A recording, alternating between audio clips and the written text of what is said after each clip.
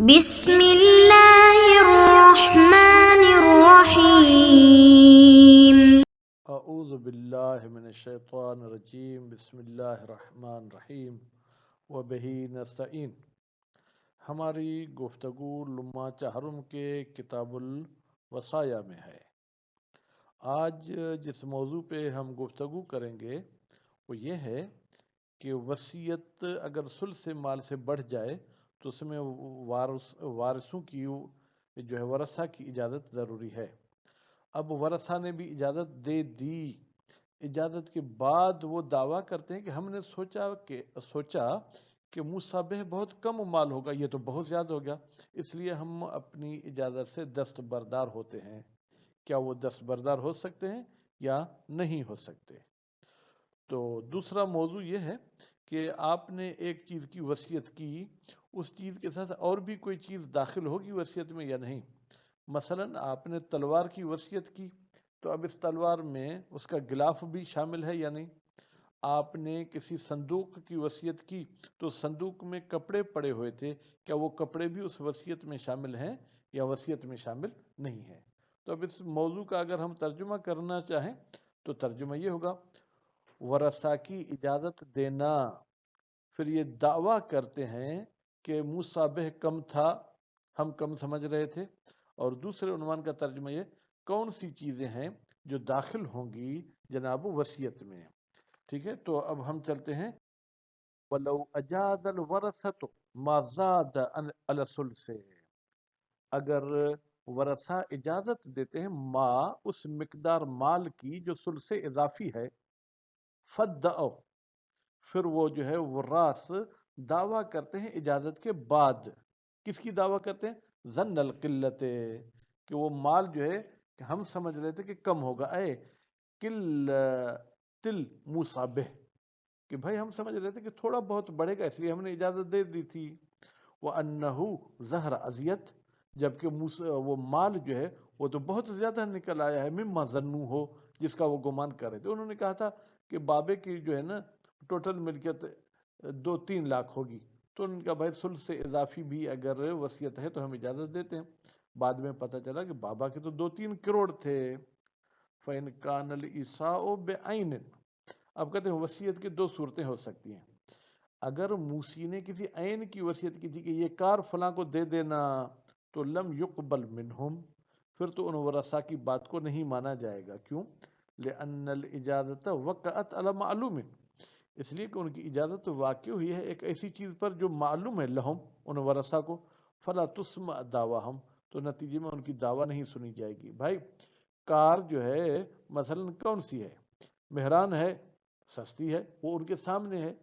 Cults ہے یا کرولا ہے یا مرسڈیز ہے یا آج کل ریوو اور ویگو کی گاڑی ہے، ٹھیک ہے، تو ان کی دعویٰ نہیں سنی جائے گی۔ کیوں؟ انہم ظنوا زیادتہ عن الثلث، کہ انہوں نے گمان کیا تھا کہ یہ بابا کی جو معین چیز ہے یہ ثلث سے زیادہ ہوگی، بیسیر، تھوڑی بہت زیادہ ہوگی مثلا، فظہر ازید، لیکن بعد میں پھر وہ زیادہ نکل پڑی۔ او ظن ان المال کثیر، یا انہوں نے یہ گمان کیا تھا کہ بابا کا مال بہت زیادہ ہے، ٹھیک ہے، تو بھی ان کی بات نہیں سنی جائے گی۔ کیوں؟ لأصالۃ عدم زیادت فی المال، اصل یہ ہے کہ مال زیادہ نہیں ہونا چاہیے۔ نتیجے میں فلا تعتبر دعواہم، معتبر نہیں ہے وارثوں کی دعویٰ، کون سی؟ ظن خلاف ہی، کہ ہم نے جو سوچا تھا اس کے خلاف جو ہے کیا ہے وہ نکل آیا ہے۔ وَإِنْ كَانَ الْإِيصَاءُ بِجُزْءٍ شَائِعٍ، اب چلتے ہیں وصیت کے دوسرے پہلو کی طرف۔ اور اگر وصیت ایک ایسے جز کے لیے تھی جو جز معین نہیں کیا گیا تھا تو پھر کیا ہوگا؟ جزء مشاع، یعنی غیر تقسیم شدہ جز پہ ترکت ہے اس مال میں کا نصف۔ مثلا بابا نے کہا تھا کہ آدھا مال دے دینا، قبل قولہم، تو ان کا قول قبول کیا جائے گا، کیونکہ بابا نے نصف کہا، انہوں نے سوچا بابا کا تھوڑا بہت مال ہوگا تو نصف ثلث سے تو زیادہ ہم اس کی اجازت دیتے ہیں، لیکن مع الیمین، ہم ان سے قسم اٹھوائیں گے کہ بھائی تم قسم اٹھاؤ کہ تمہیں علم نہیں تھا بابا کے مال کا۔ لجواز بناء، جواز بمعنی امکان، ممکن ہے کہ ورثہ نے بنا رکھی ہو علی اصالۃ عدم زیادت المال، اصل یہ ہے کہ بابا کا مال زیادہ نہیں ہوگا، فظہر خلافہ، لیکن پھر نکل پڑا ان کے سوچ کے خلاف. اکثر اول عین والی وصیت کے برعکس ہے، اس میں ان کی بات نہیں مانی جاتی تھی، اور کہا گیا ہے یقبل قولہم، قبول کیا جائے گا ورثہ کا قول، فی الموضعین، عین معینہ میں بھی اور جزء مشاع میں بھی.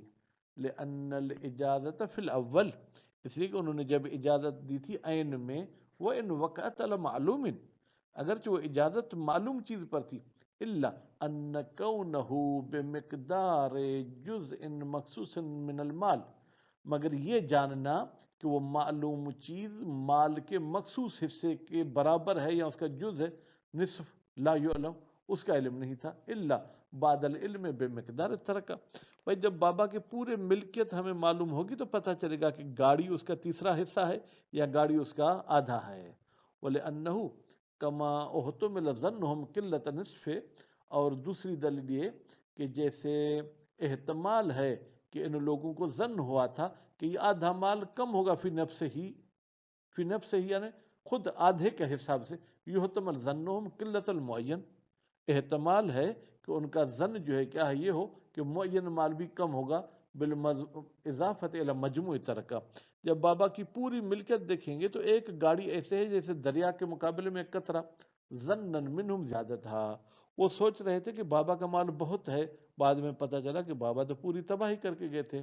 وہ اصالت عدمہا، اور اصل یہ ہے کہ بھائی بابا کا ترکہ زیادہ نہیں ہوگا، لا دخل لہا، کہتے ہیں اس اصالت کا کوئی دخل نہیں ہے فی قبول قولہم و عدم القبول، کہ ان کی بات مانی جائے یا ان کی بات نہ مانی جائے. کیوں؟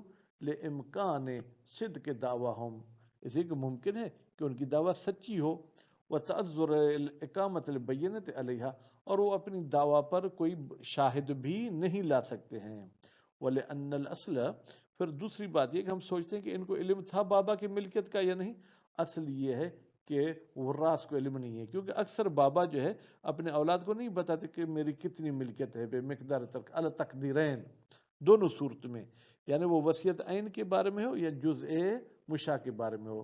وَهُوَ یقتضی، یہ عدم العلم تقاضا کرتا ہے جہالت قدر المعین، کہ بھائی جو معین چیز ہے اس کی بھی مقدار سے ہم جاہل ہیں.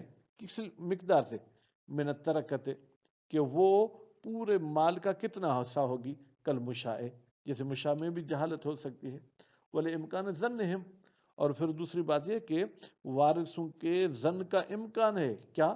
انہ لا دین علی المیت، وہ سمجھ رہے تھے بابا پر کوئی قرض نہیں ہے تو پھر یہ گاڑی بھی اتنی اہمیت والی نہیں ہے، لیکن فظہر القرض یا فظہر الدین، تو پھر دین ظاہر ہو گیا.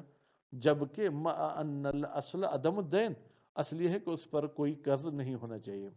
وہذا القول متجہ، شہید ثانی فرماتے یہ جو قول کیل ہے کہ بھائی جزء مشاع میں بھی ان کی بات مانی جائے گی اور عین معینہ میں بھی بات مانی جائے گی، یہ بہتر ہے.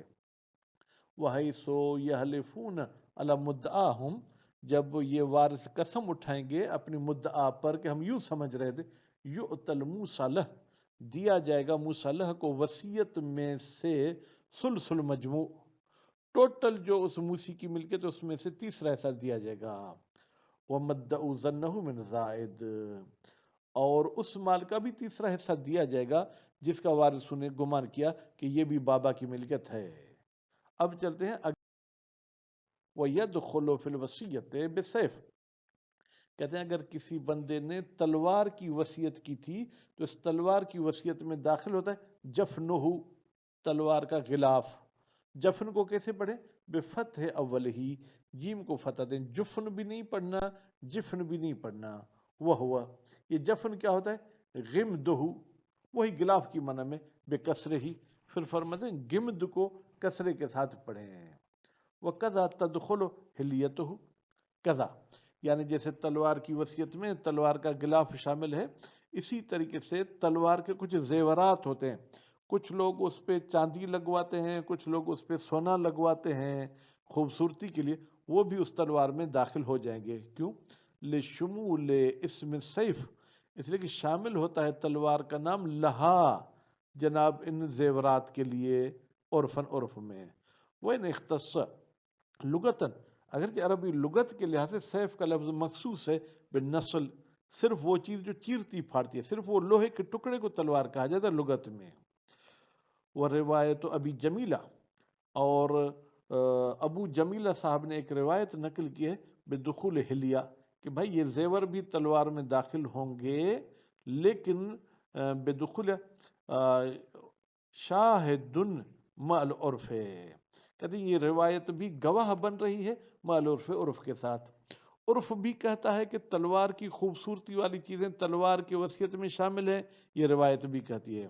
وہ بالصندوق، اگر وصیت کی گئی صندوق کی، جس کو پیتی بھی میرے خیال میں اردو میں بولتے ہیں، تو اس صندوق میں داخل ہوں گے اسوابہ، جو کپڑے صندوق میں پڑے ہوئے ہیں، الموضوعۃ فیہ، جو اس کے اندر رکھے ہوئے ہیں، وکذا غیرہا، اور اسی طریقے سے کپڑوں کے علاوہ کچھ اور چیزیں بھی اگر اس میں رکھی ہوئی ہیں، پیسے رکھے ہوئے ہیں اس میں، جو ہے جناب سونا رکھا ہوا ہے، انگوٹھیاں رکھی ہوئی ہیں، من الاموال، وہ مال جو المظروفت ہے، جو اس پیتی میں پڑے، پیتی ظرف ہے اور وہ اموال مظروف ہے۔ وہ بسفینت، اور اگر کوئی شخص وصیت کرتا ہے کس کی؟ کشتی کی، کہ بھائی فلاں کشتی جو ہے کیا ہے وہ فلاں کو دے دو، تو اس کشتی میں متاع الکشتی، کشتی کا جو سامان ہے وہ بھی داخل ہو جائے گا۔ الموضوع، وہ سامان جو رکھا ہوا ہے کشتی میں، عند الاکثر، اکثر علماء کے نزدیک وہ بھی اس کشتی کے ساتھ چلا جائے گا۔ وہ مستندہ، مستندہ کی ضمیر کہاں جائے گی؟ کہ کشتی کے ساتھ کشتی کا سامان بھی جائے گا۔ اس کی دلیل روایت ابی جمیلہ ان رضا علیہ السلام، ابو جمیلہ نے روایت نقل کی ہے امام رضا علیہ السلام سے۔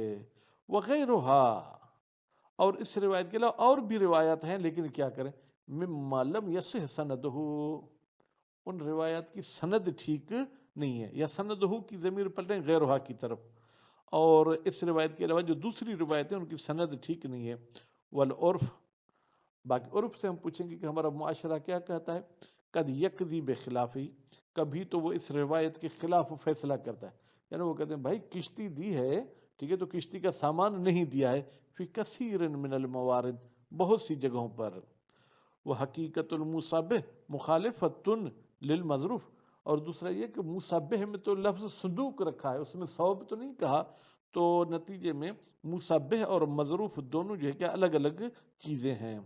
فعدم الدخول اقوا، تو شہید ثانی فرماتے ہیں ان چیزوں میں، ان کے اندر جو چیزیں رکھی ہوئی ہیں وہ داخل نہیں ہوں گی، یہ قوی قول ہے، الا ان تدل، مگر یہ کہ کوئی قرینہ حالیہ دلالت کرے، حالیہ یعنی مشاہدہ کرتے ہیں کہ عام طور پر کیا رائج ہے، او مکالیہ، یا کو قرینہ جو ہے کیا قرینہ مکالیہ، یعنی وہ بولتے ہیں بھائی کشتی سامان سمیت فلاں کو دے دینا، تو اب سامان سمیت، تو یہ قول ہے جو کہتا ہے کہ وہ سامان بھی دینا ہے، علی دخول الجمی، کہ یہ سب چیزیں وصیت میں شامل ہیں۔ اور بعد ہی، یا کبھی کہتے ہیں بھائی کشتی اور اس میں جو لوہے کی چیزیں وہ دے دینا، باقی چیزیں نکال لینا۔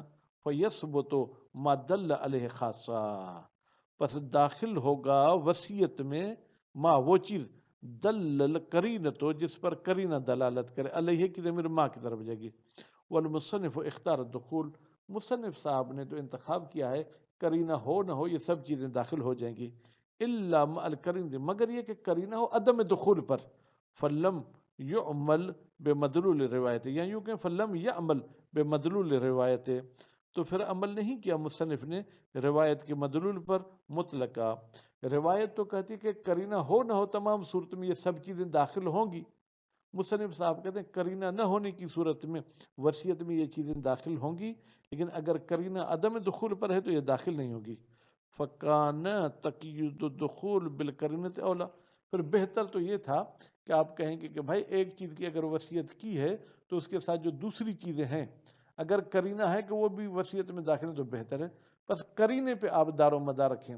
وَيُمْكِنُ حَمْلُ الرِّوَایَةِ عَلَیہ، اور ممکن ہے کہ ہم روایت کو بھی اسی بات پر حمل کریں۔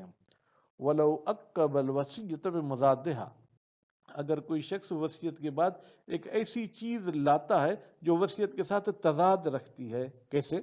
بین اوصى بعین مخصوصۃ لزید، مثلا کہا کہ یہ سفید گھوڑا زید کو دینا، ثم اوصى بها لامر، پھر اسی عین کی وصیت کرتے امر کے لیے، بھائی یہ سفید گھوڑا امر کو دینا، عمل بالاخیرۃ، تو اس کی پہلی والی وصیت پہ عمل نہیں کیا جائے گا، آخری وصیت پر، یعنی امر کو دی جائے گی، زید کو نہیں دی جائے گی۔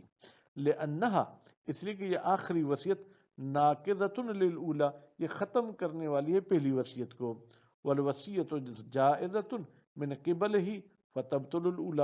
اب یہاں پر اعتراض ہے کہ بھائی پہلی وصیت کیوں باطل ہو گئی؟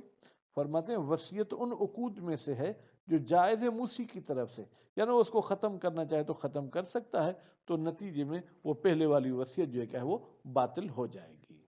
تو برادران آج کے درس میں آپ ہمیں یہ سنائیں گے کہ اگر کوئی تلوار کی وصیت کرتا ہے تو اس تلوار میں کون کون سی چیزیں داخل ہوں گی، کوئی کشتی کی وصیت کرتا ہے تو اس میں کون کون سی چیزیں داخل ہوں گی، اور اگر کوئی صندوق کی وصیت کرتا ہے تو اس صندوق کے ساتھ اور کون کون سی چیز وصیت میں شامل ہوں گی۔ وصلی اللہ علی محمد و آل محمد۔